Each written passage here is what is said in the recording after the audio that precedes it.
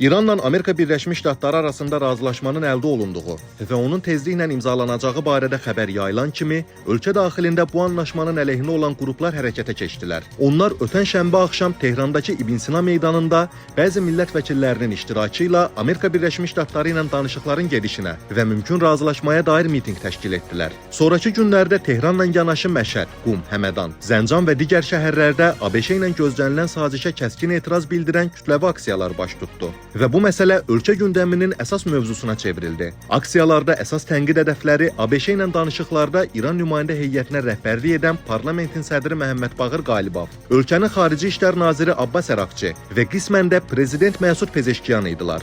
Xüsusən Abbas Əraqçı barədə çox kəskin şüarlar səsləndi. Hətta o açıq şəkildə nüfuzi, yəni ABŞ və ya İsrailin təsir agenti adlandırıldı və onun edam olunması tələb edildi. İran parlamentinin deputatı Əmir Hüseyn Sabiti isə dırnaqarası tarixdə qalması üçün Əraqçının impiçmenti məsələsini parlamentin gündəliyinə gətirəcəklərini bəyan etdi. Eyni zamanda Qalibova müraciətlə, "Cənab Qalibov, biz sizin xeyirxahınızıq.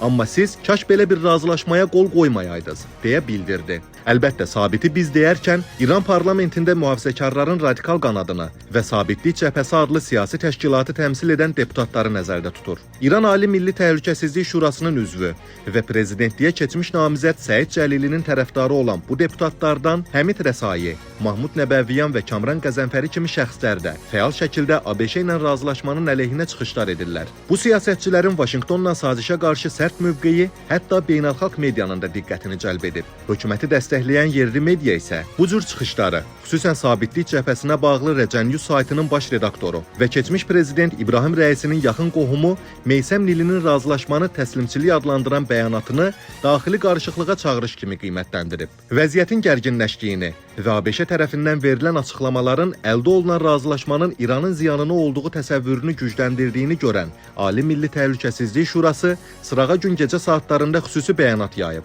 Bəyanatda müharibənin başa çatması barədə Pakistanın vasitəçiliyi ilə əldə edilən razılaşma İranın Amerika siyonist düşməni qarşısında üstünlüyünün tamamlanması kimi təqdim olunub və onun rəsmi olaraq iyunun 19-unda imzalanacağı bildirilib. Sözgedən Şuranın sədri, prezident Məsud Pezeşkiyan isə razılaşma ətrafında spekulyasiyalara və hökumət rəsmilərinə qarşı ittihamlara cavab olaraq yazıb.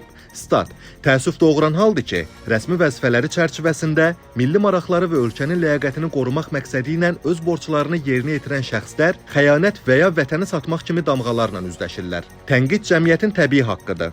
Lakin qanuna əsaslanan bir missiyanı yerinə yetirən insanların gözdən salınması nə ədalətə, nə də mərdliyə sığır." Statın sonu. Pezeşkiyan dünən gecə etdiyi digər bir paylaşımda ABŞ ilə razılaşma mətninin qısa müzakirədən sonra Ali Milli Təhlükəsizlik Şurası üzvlərinin təqribən hamısı tərəfindən dəstəkləndiyini bildirib və bunun ali rəhbər Müçtəba Xameneyinin göstərişləri çərçivəsində baş tutduğunu vurğulayaraq ona təşəkkürünü ifadə edib. Pezeşkiyanın Ali Milli Təhlükəsizlik Şurası üzvlərinin təqribən hamısı ifadəsi müzakirədə razılaşmanın əleyhinə çıxışlarında olduğu kimi başa düşülüb və bunun ilk növbədə Səid Cəlili olduğu ehtimal edilib. Təsadüfi deyil ki, razılaşmanın əldə olunması barədə xəbərlə eyni vaxtda Cəlilinin Ali Milli Təhlükəsizlik Şurasının üzvlüyündən xaric olunduğuna dair informasiya yayılıb və onun yerinə Xarici İşlər Nazirinin keçmiş müavini, Xamenei ailəsi ilə qohumluq əlaqəsi olan Əli Bağeri Kəninin təyin olunduğu bildirilib. Amma bu xəbərlər hələlik rəsmi təsdiqini tapmayıb. Eyni zamanda bəzi məlumatlara görə Sepahan və ordunun baş komandanları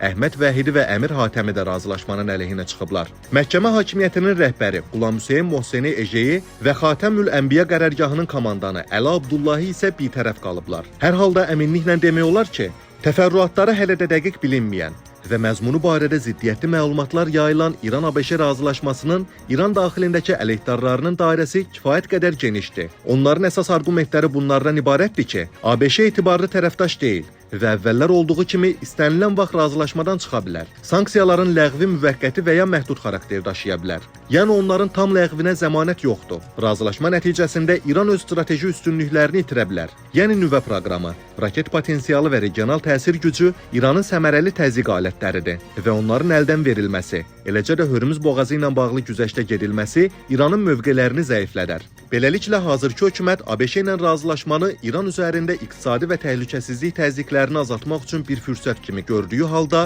sazişin əleyhdarları ona ölkənin strateji imkanlarını məhdudlaşdıra biləcək riskli addım kimi baxırlar. Eyni zamanda sadə İran vətəndaşları müharibəyə son qoyan razılaşmanı dinc və rahat həyata qayıtmaq imkanı kimi dəyərləndirirlər. Rejim tərəfdarları isə bunun mövcud quruluşun zəifləməsinə gətirib çıxara biləcəyini düşünürlər. Bütün bunlar razılaşmadan sonra İranda daxili mübarizənin kəskinləşməsi və yeni siyasi böhranların meydana çıxması ehtimalından xəbər verir. Başqa sözlə desək, müharibə bitsə də mübarizə davam edəcək.